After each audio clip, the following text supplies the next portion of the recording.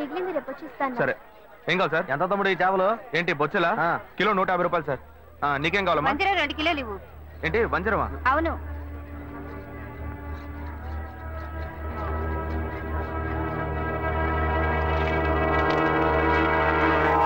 క్రీడలో ఉన్నాడే చేపలు అమ్ముతున్నాడు.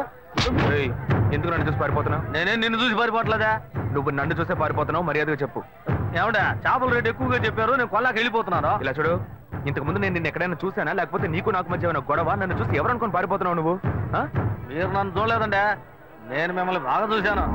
ఆ రోజు డ్యూటీ ముగించుకొని మేడ పైన నా రూమ్ లో డ్రెస్ మార్చుకుంటుంటే ఏవో మాటలు వినిపించినాయి. మామూలుగా అయినా మాటలే కదా అనుకుంటే శబ్దం పెరిగిపోతా ఉంది. కిటికీలోంచి చూస్తే మీరు అమ్మాయితో పోట్లాడుతూ ఉన్నారు. నువ్వు తెలియదని ఎలా చెప్తాను? నటించొద్దురా, నువ్వెవరవని నాకు తెలిసిపోయింది. కాలానికి తగ్గట్టు మాట మారుస్తావు, అవసరమైతే మనిషినే మారుస్తావు. ఏదిరా, కరెక్ట్ గానే అర్థం చేసుకున్నా. రేపు నేను కమిషనర్ ఆఫీస్ కి వెళ్తున్నా. ఒకే ఒక కంప్లైంట్, 10 గుంటల కళ్ళు నీకు జైలే. అయ్యో గాయు, పోలీసులే వద్దు, నేను పెళ్లి చేసుకుంటాను. ప్లీజ్ నా మాట విను. ఎంత మంది అమ్మాయిల దగ్గర నువ్వు ఇలాగే మాట్లాడతావు? లేని అమ్మాయిని ఈజీగా మోసం చేద్దామని చూస్తావా? గాయు గాయు చెప్పేది విను. ఎవిడెన్స్ లేదు అనుకోకు, అన్ని నా దగ్గర ఉన్నాయి. నేను నిర్ణయించుకున్నా, నా కాళ్ళు పట్టుకుని బతిమాలుకున్నా, నేను నిన్ను విడిచిపెట్టను.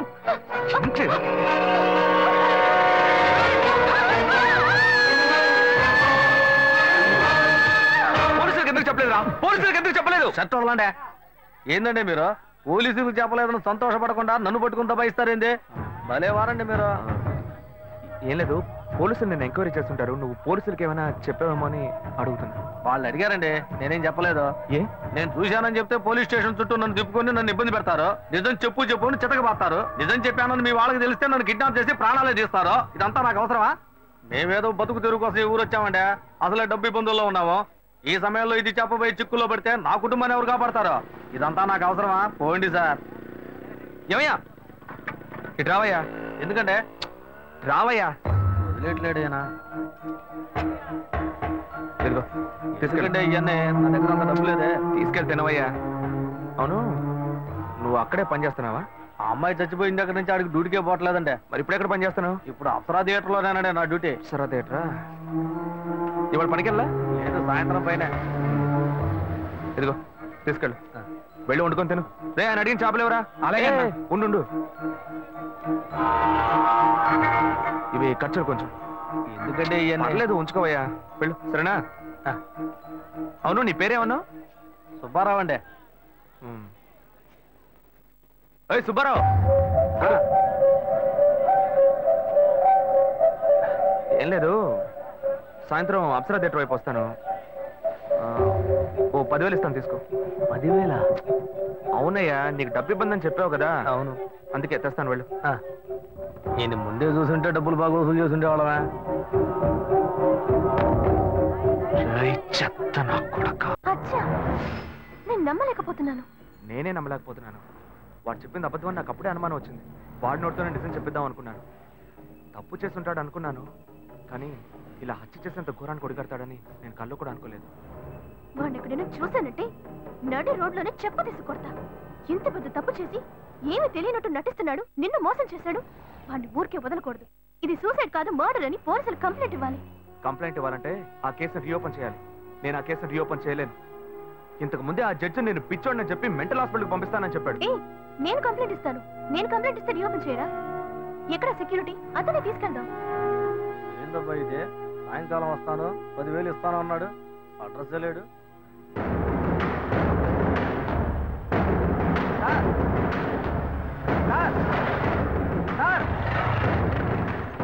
సార్, ఏంటయ్యా? నేను ఇక్కడ ఉన్నాను సార్. నువ్వు ఎక్కడైనా ఉండవయ్యా. సార్ ఏంటి సార్ ఇది? మీరు వస్తారని ఇందాక నుంచి ఎదురు చూసి నా కళ్ళు కాయలు కాసినాయి సార్. మీరేంటి బార్లోకి వెళ్తున్నారు? ఎవరయ్యా నువ్వు? ఏంటి ఎవరా? డబ్బులు ఇస్తున్నారు కదా సార్. డబ్బులా? అర్థం కాలేదే. నేనెందుకు నీకు డబ్బులు ఇవ్వాలి? ఏంటి సార్, శివాలయ బిల్డింగ్, అమ్మాయి మ్యాటర్ అంతా చెప్పాను కదా సార్. ఏ అమ్మాయి మ్యాటర్? ఏ బిల్డింగ్? గజనీ సూర్యలాగా అప్పటికప్పుడే అన్ని విషయాలు మర్చిపోతుంటారా? మ్యాటర్ చెప్పోయా. అదే పొద్దున చేపల మార్కెట్లో అంతా చెప్పాను కదా సార్. చేపల మార్కెట్లో అంతా చెప్పేశావా? చెప్పాను కదా సార్.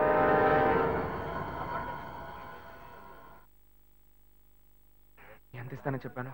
10,000. 1,00,000 రూపాయలు ఇస్తే 1,00,000 నా కష్టాలన్నీ గట్టెక్కుతాయి.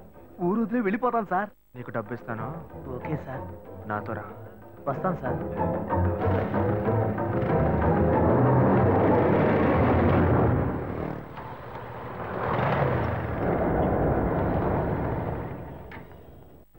హలో, బండి ఇక్కడ పార్క్ చేయకూడదు, తీసుకెళ్ళి అక్కడ పార్క్ చేయండి. లేదు, ఇక్కడ పార్క్ చేయట్లేదు. ఇక్కడ సెక్యూరిటీ సుబ్బారావు అని ఒక అతను ఉండాలి. సుబ్బారావు గేట్ దగ్గరే ఉంటాడే. లేడు, గేట్ దగ్గర లేడు, అందుకే.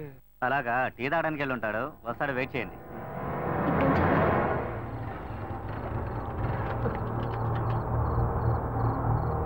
దిగవయ్యా. ఏమైంది సార్? ఏం లేదు, పెట్రోల్ ట్యాంక్ లో ఏదో అడ్డుపడ్డట్టుంది, చూడాలి.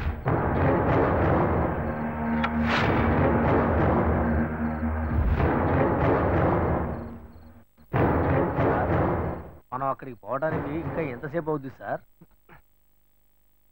నువ్వు తొందరగానే పోతావు, కానీ నేను రావడానికి కొంచెం లేట్ అవుతుంది. ఏమంటున్నాడు ఈయన? సార్, ఇద్దరం ఒకటిగా వచ్చాం, ఒకటిగానే కదా పోతాం. మరి నేను ఒక్కడే ముందుగా ఎలా పోతాను సార్? ఒకటిగా వస్తే ఒకటిగానే పోవాలా? దీన్ని పట్టుకో. ఇప్పటికే ఆలస్యమైంది సార్. బస్సు లేట్ అయితే ఊరికి పోయి ఎలా చేరం సార్? ఇప్పుడు ఎలా పోయి చేస్తావు?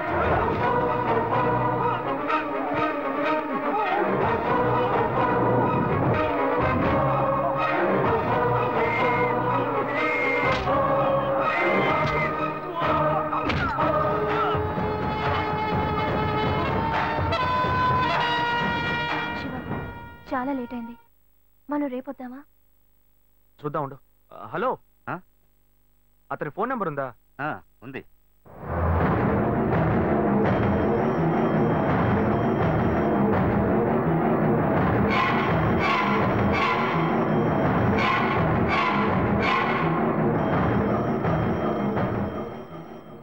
వీడికి ఎందుకు ఫోన్ చేస్తున్నాడు?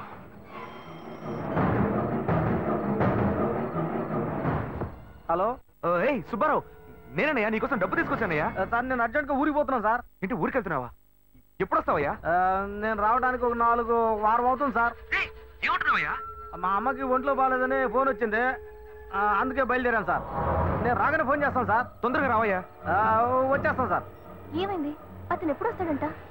వస్తాడు, దయ్యంలా. వాడు రావడానికి వారం పడుతుందట.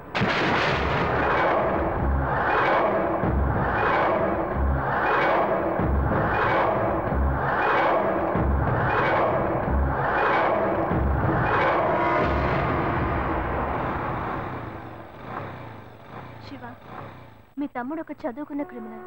అతని విషయంలో తొందరపాటు నిర్ణయం తీసుకుని మీ ఇంట్లో మళ్ళీ చెడ్డ పేరు తెచ్చుకోవద్దు. ఆ సెక్యూరిటీని రానివ్వు, ఆ తర్వాత మనం కంప్లైంట్ ఇద్దాం. అంతవరకు నువ్వు ఇంట్లోనూ అతని ముందు ఏమీ తెలియనట్టే ప్రవర్తించు. కొంచెం కేర్ఫుల్ గా ఉండు శివ. నువ్వు ఈజీగా చెప్పేశావు. వాడు కనుక నా చేతికి దొరికాడు. ప్లీజ్ శివ.